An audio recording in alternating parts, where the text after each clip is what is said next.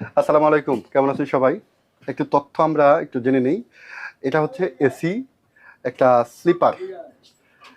এই একটা AC cabin দেখতে পাচ্ছেন।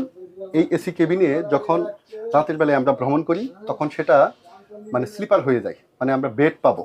আর যখন দিনের বেলায় আমরা ভ্রমণ করি তখন এই এসি বেডগুলোই এসি চেয়ারে রূপান্তরিত হবে। একটু এদিকে আসো, একটু বলে দেই। এটা হচ্ছে কেবিন নাম্বার 1, এটা হচ্ছে আপার, এটা হচ্ছে লোয়ার, মানে এটা হচ্ছে বার্থ।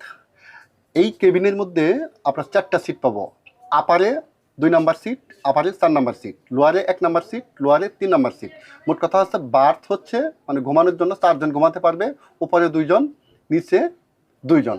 আর এটা যখন দিনের বেলা যাবে তখন সিট পরিণত হবে, তখন লোয়ারে থাকবে 1 2 3 4, 4 জন বসতে পারবে, এবং সরি, লেফটে বসতে পারবেন 4 জন, রাইটে বসতে পারবেন 4 জন। এই হচ্ছে 8 জন। সবাই ভালো থাকবেন। আল্লাহ হাফেজ।